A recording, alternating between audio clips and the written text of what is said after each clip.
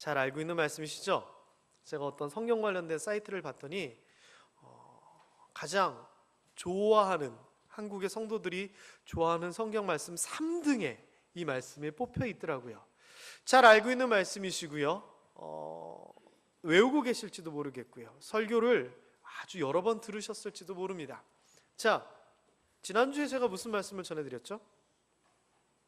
하나님께서 약속을 지키시는 분입니다 라고 전해드렸습니다. 그래서 아브라함에게 또는 노아에게 누구에게 하셨던 그 약속들이 하나도 차질되지 아니하고 그대로 이루어졌음을 저희가 성경을 통해 확인해 봤고요.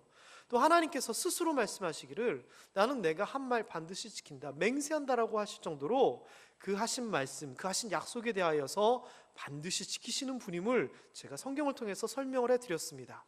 그래서 제가 이렇게 여쭤봤습니다. 하나님 믿을만 하시냐고. 그렇습니다. 여러분이 대답을 하셨습니다. 제가 그래서 그 이후에 뭐라고 말씀드렸냐면은, 그러면 하나님이 도대체 약속을 하시면 잘 지킨다라고 하는데 무슨 약속을 하셨습니까? 라고 제가 여쭤봤습니다. 오늘 그 이야기를 하려고 합니다.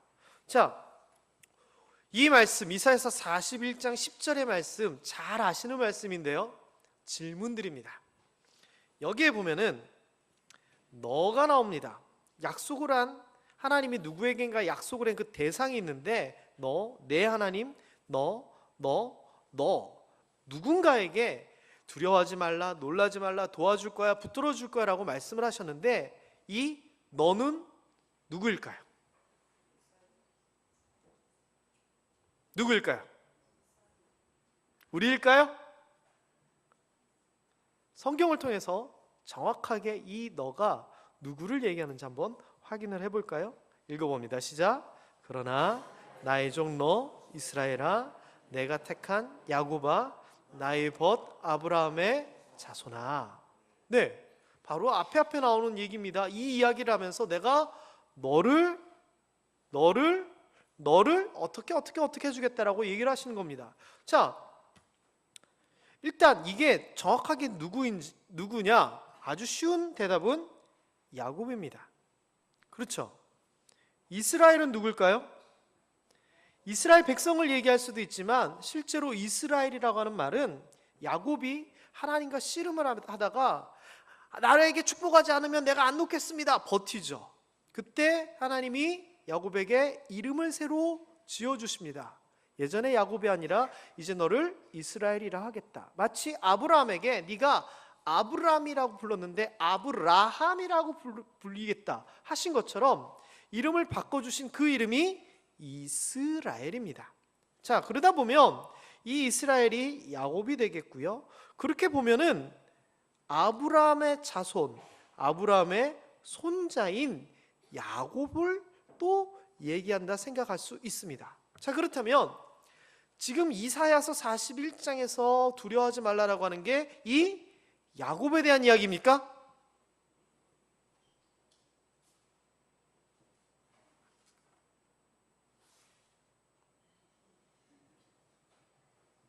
야곱에 대한 얘기 아닌가요? 문자적으로 볼 때는 야곱을 향한 이야기인 것 같지만 사실 우리는 알고 있습니다. 뭐냐? 이게 야곱 한 사람에 대한 얘기가 아니라 이스라엘 민족, 아브라함의 후손, 야곱의 후손, 즉 이스라엘 민족을 향한 말씀이다 라고 하는 겁니다. 자, 그러면 또 다시 질문이 생깁니다. 이 이스라엘에게 약속을 하셨는데 왜 뭐라고 약속을 하셨냐?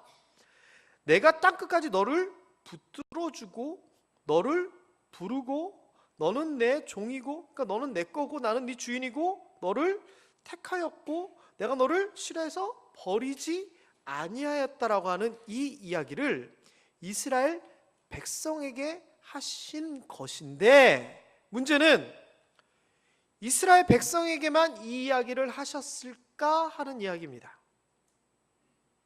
그럼 이 이야기들은 그 사람들의 이야기잖아요. 우리랑은 상관 있는 얘기일까요? 상관없는 얘기일까요? 진짜 상관이 있다고 생각하세요?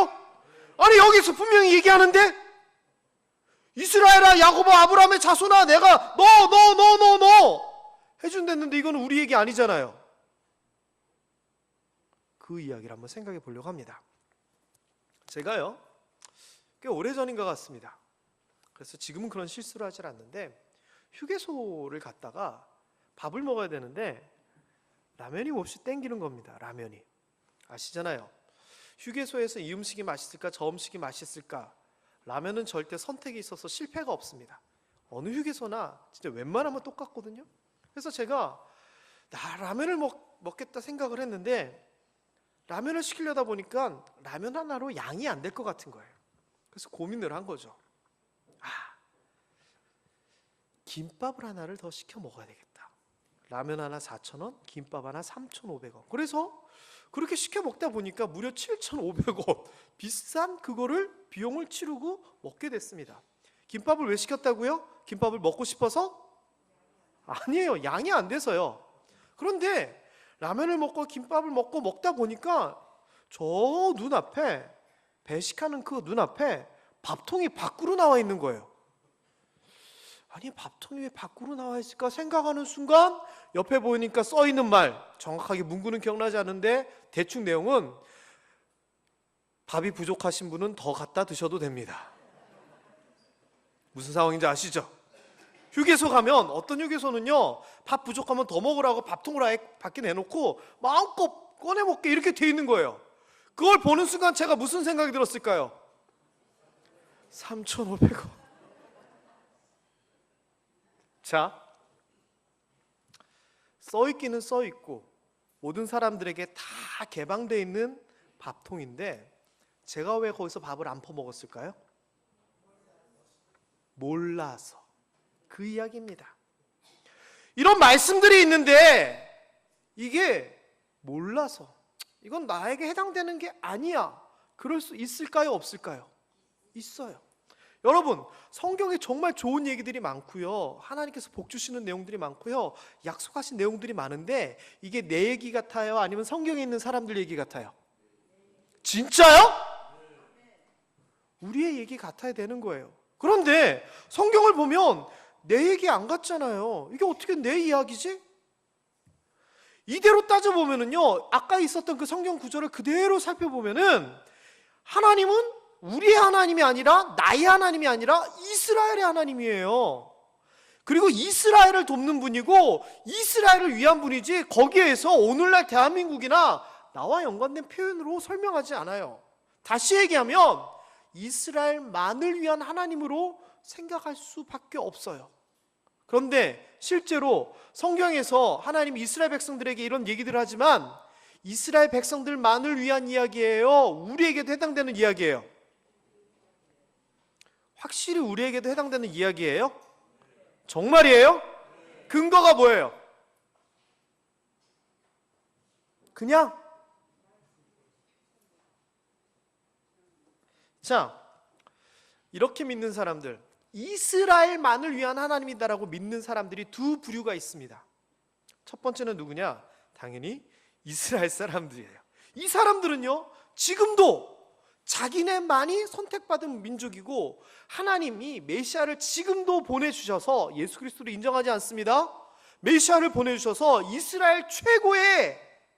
이스라엘을 최고의 나라로 만들고 이스라엘 중심으로 천년왕국을 만들 것을 지금도 기대하고 있습니다. 이들에게 있어서 하나님 여호와 하나님은요, 다른 사람의 하나님이 아니라 자신들만의 하나님이에요. 그리고 구약 성경에 있는 그 모든 축복이나 이런 것들은 자신들만의 것이라 생각합니다. 그리고 또 이렇게 믿는 사람들이 있어요. 누구냐? 안티 기독교인들, 기독교를 반대하는 사람들이에요. 여러분 혹시 이런 얘기 들어봤어요?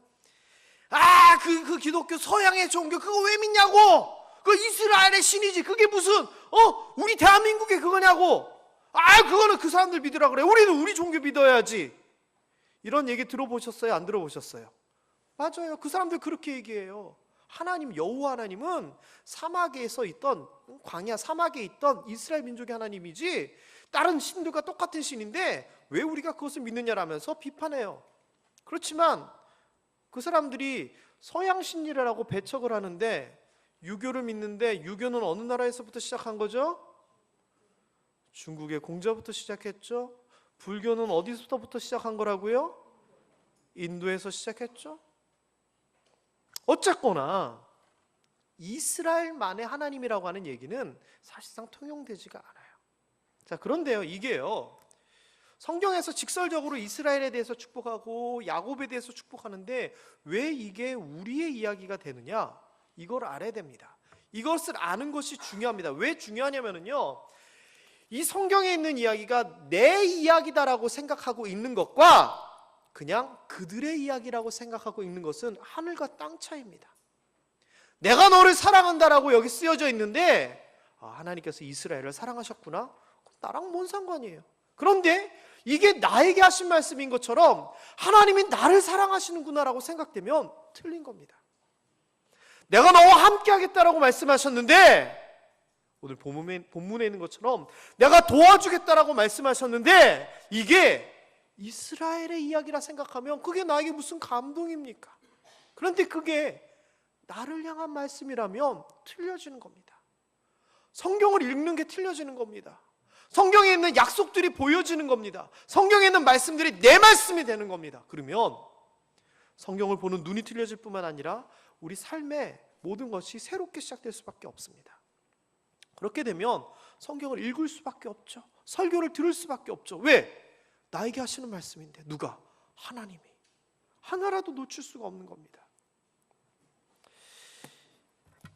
이게 별거 아닌 것 같지만요, 이 이야기가 나에게 하시는 말씀이다라고 깨달음이 탁 오는 이게 정말 중요합니다. 여러분, 감자탕 좋아하십니까? 김천에 요즘 새로운 감자탕 집이 여러 군데 생겼죠. 먹는 얘기 안 하겠습니다. 김종착 집사님께 여쭤보고 나중에 얘기 다시 한번 해드리겠습니다. 어디가 제일 맛있는지. 어쨌거나 제가요, 감자탕을 먹으면 젓가락질을 해가지고요 고기를 발라야 됩니다. 뼈에 붙어있는 고기들을. 왜 발라야 될까요? 애들 줘야 되잖아요. 얌전히 받아먹는 공주님이 한 분 계세요. 그런데 그 뼈 사이에서 고기를 발라내는데 젓가락 2개를 가지고 막 발라내면요, 나중에 발라내다 보면은요 여기가 아파요. 힘을 줘가지고 막 이렇게 하다 보면은요 손 여기가 근육이 땡겨요. 혹시 이런 경험 있으신 분들이 계신지 모르겠습니다. 그런데요, 어느 날 제가 이 고통 그 고통에서 한순간에 해결이 돼버렸습니다. 어떻게 한 줄 아십니까? 감자탕 뼈다귀에서 살코기를 쉽게 손 안 아프게 빼내는 법 제가 가르쳐 드리겠습니다. 다음부터 그렇게 해보십시오. 너무나 쉽습니다. 방법은 젓가락이 아니라 숟가락으로 하면 됩니다. 잘 이해가 안 되시죠? 한번 해보십시오. 속에 있는 것까지 쉽게 쑥쑥 잘 빠집니다. 제가요 어느 날 숟가락으로 이렇게 하는데 너무나 잘 되는 걸 보고 머릿속에 그냥 퍽 이 생각이 드는 거예요. 내가 그동안 왜 젓가락질을 하느라고 손 근육이 아플 정도로 이래가지고 참새 새끼 이거 뭐 해주지, 이걸 내가 왜 했을까? 숟가락으로 이렇게 푹푹푹 긁으면 속에까지 사이까지 다 되는데. 웃으시죠? 여러분도 똑같습니다. 아니, 이 안에 하나님께서 나에게 하시는 그 좋은 말씀들이, 그 좋은 약속들이 그렇게 많은데 왜 이거 내가 미처 몰랐을까? 하나님께서 이런 약속도 하시고 저런 약속도 하셨는데 왜 내가 그것을 몰라서 못 구하고 못 누렸을까? 아쉬워하게 될 겁니다. 언제? 이게 나를 향한 말씀임이 확실히 느껴질 때. 물론 여기 그런 분들도 계실 겁니다. 우리 그러나 모든 모함의 성도들이 그렇게 될 수 있게 되기를 주님의 이름으로 축원합니다. 이게 아브라함에게 한 얘기지 무슨 내 얘기야? 이게 누구에게? 아닙니다. 우리에게 한 얘기입니다. 한번 찾아보겠습니다. 자, 일단 중요한 게 왜 이스라엘을 축복하고 이스라엘 하는지 그 이유를 명확하게 알아야 됩니다. 하나님께서 이스라엘 하시는 이유는요, 아브라함과 연관이 되어 있죠. 아브라함을 통해서 이삭을 낳고 야곱을 낳고 이 야곱이 이스라엘이고 이스라엘 후손들이 이스라엘 민족인 거잖아요. 이 이스라엘 민족 중에 12지파가 있고요. 그 12지파 중에 유다지파가 있고요. 그 유다지파에서 다윗이 나오고 낳고 하다가 요셉에 이르르고 그 다음에 예수 그리스도가 탄생하게 됩니다. 하나님께서 이스라엘 민족을 택하시고 붙드시고 딴 데로 튕겨나가지 못하게 또 부르시고 엉덩이 차가지고 다시 이끄신 이유는 예수 그리스도 때문입니다. 다시 얘기하자면요, 하나님의 목적은요, 이스라엘이 잘되고 이스라엘이 번성하고가 목적이 아닙니다. 하나님의 목적은 아브라함이나 이스라엘 자체가 목적이 아니라 그들을 통하여서 그들이 하나님을 믿음으로써 그들이 하나님에 대한 신앙을 유지하면서 지키고 버티다가 결국 예수 그리스도까지 이어지게 하심이, 그리하여 예수 그리스도를 통하여 인류를 구원하게 하심이 하나님의 목적입니다. 아브라함을 부르셨을 때 개역 한글에 보면은 잘 나오는데요, 하나님께서 아브라함을 부르셔서 뭐라고 얘기하냐면은 너는 복의 근원이 될 것이다 라고 얘기합니다. 그리고 땅의 모든 족속이 너를 인하여 복을 얻을 것이다 라고 얘기합니다. 이것은 예언적인 이야기입니다. 만복의 근원 하나님께서 우리에게 그 복을 누릴 수 있게 하기 위하여 죄인된 타락된 죽을 수밖에 없는 우리들을 회복시키고 구원하시기 위하여 예수 그리스도를 주시는데, 네가 바로 만복 예수 그리스도의 근원 조상이 될 것이다. 그리고 너를 통하여 결국은 너로 시작된 너의 후손들로 인하여 그 결과 예수 그리스도를 통하여 땅의 모든 족속이 복을, 구원을 얻을 것이다 라고 얘기하는 겁니다. 이스라엘 백성들은요, 하나님이 자신들을 위하여 있다라고 생각하는데 아닙니다. 그들이 하나님을 위해 존재했던 겁니다. 그렇다면은요, 너를 붙들고 부르고 주인되고 택하고 버리지 아니하신 그 이유와 목적도 이거와 동일합니다. 하나님께서 그러한 과정 가운데 이스라엘 쓰시기 위하여 붙든 겁니다. 자, 그런데요, 이게 우리의 이야기랑 동일하게 됩니다. 구약에서 말씀하셨던 하나님이 신약에서도 동일하게 말씀하시고요, 신약에서 말씀하셨던 하나님이 오늘날 동일하게 말씀하십니다. 구약에서 얘기했던 그 얘기가 신약에서 바뀌지 않습니다. 구약에서 하나님께 속한 자, 하나님께 택한 자, 하나님께 소유된 자, 하나님께서 버리지 아니한 자에게 두려워하지 말라, 놀라지 말라, 함께 하셨다라고 얘기하셨던 것이 신약에서도 똑같이 반복됩니다. 자, 읽어보겠습니다. 5절부터입니다. 시작. 너희도 산들같이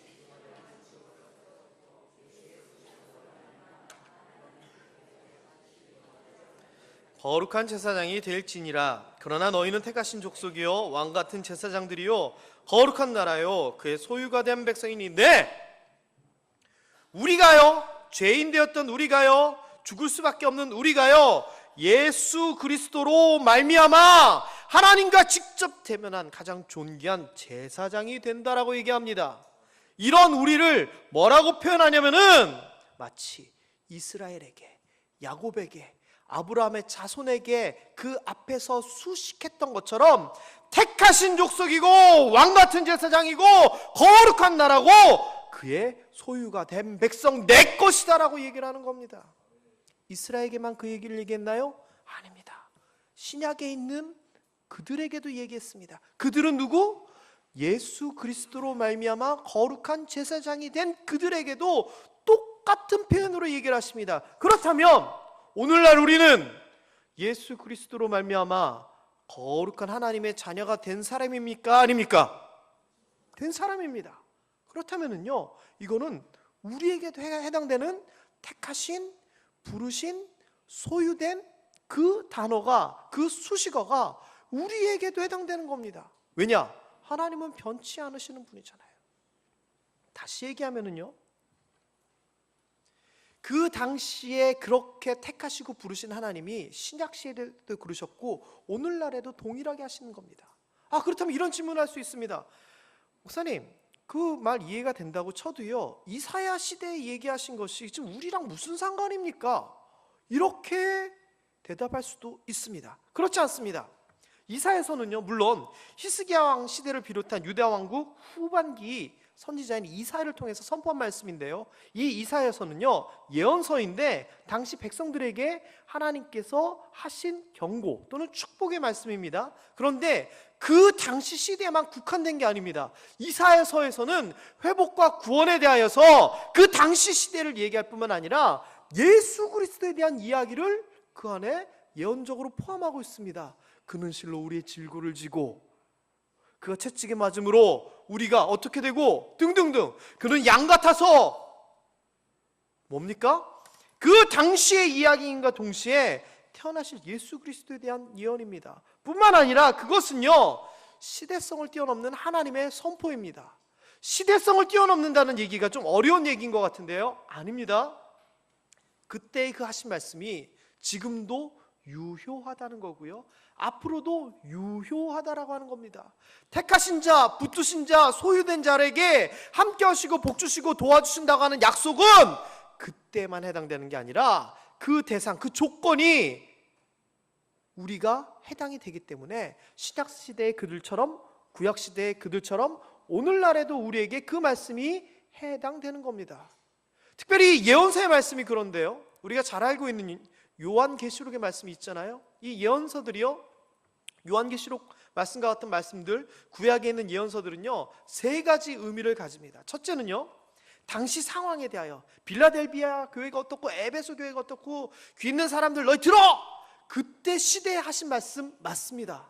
그리고 이것이 특정한 미래 마지막 때에 대한 말씀, 이것도 맞습니다. 그때 빌라델비아 교회가 그때의 교회인과 동시에 나중에 언젠가 나타날 그 어떤 교회의 모습에 대한 비유적인 상징적인 표현입니다. 그렇지만 그때의 모습, 앞으로의 모습뿐만 아니라 바로 오늘날을 포함한 보편적인 이야기입니다. 뭐냐? 귀 있는 사람은 들을지어다. 준비해라. 하나님의 진노가 이렇게 임한다.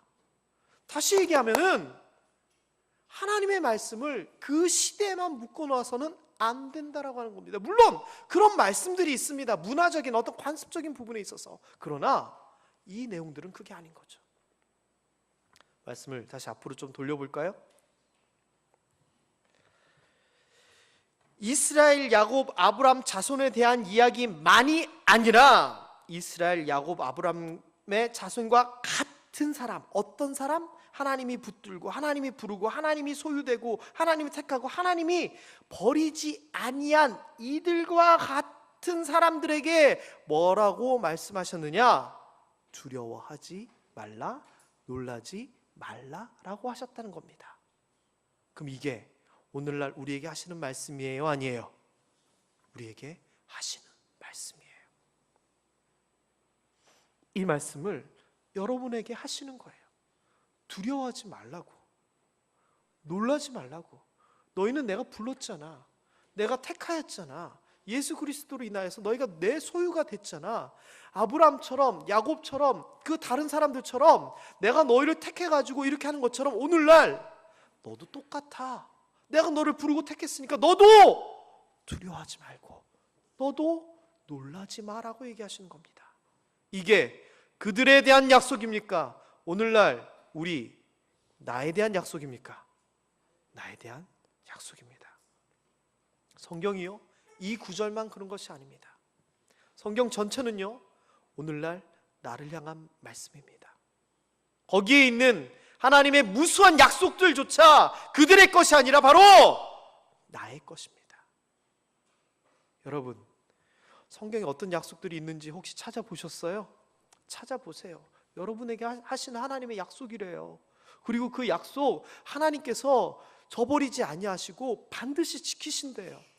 저 같으면 여러분 이걸 몰랐었더라면 그래? 하나님이 뭐라고 얘기하셨지? 찾아볼 것 같아요.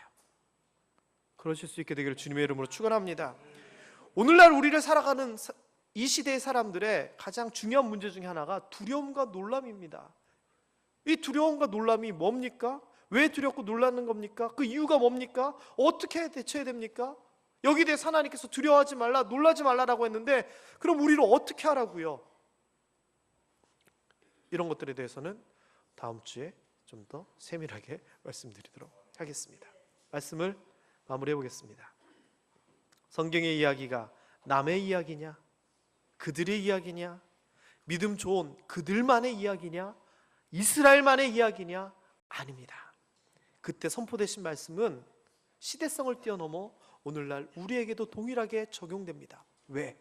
우리도 하나님의 자녀, 우리도 하나님의 택하신 자, 우리도 하나님이 붙드시는 자이기 때문에 우리도 해당되는 겁니다. 그렇다면 이 말씀을 소중히 여기고 하신 말씀을 귀하게 받아들이고 특별히 우리에게 주신 약속이라면 우리가 그 약속 하나하나 잊지 아니하고 챙겨야 되지 않을까요? 그런 지혜가 있게 되기를 주님의 이름으로 축원합니다. 하나님의 말씀이 나에게 하신 말씀이며 하나님의 약속이 나에게 하신 약속이라는 것을 깨닫는, 그리하여서 깨달을 뿐만 아니라 그것을 온전히 누릴 수 있는 여러분 되기를 약속을 이루시는 주님의 이름으로 축원합니다. 다음 주부터는 우리 삶에 현실적으로 아까 얘기한 두려움과 놀람과 같이 현실적으로 우리가 마주하고 있는 이 문제들에 대하여서 하나님께서 뭐라고 약속하셨는지 한번 살펴보도록 하고 그것을 내 것으로 온전히 알았으면 좋겠습니다. 다 써져 있는데 남들은 다 아는데 혼자 3,500원짜리 김밥 사 먹고 억울해하는 그런 실수 여러분들은 절대 하지 않기를, 여러분에게 선포되어져 있는 이 약속들 나만 모른다고 나만 제대로 누리지 못하는 그런 일 없게 되기를 주님의 이름으로 축원합니다. 기도하겠습니다.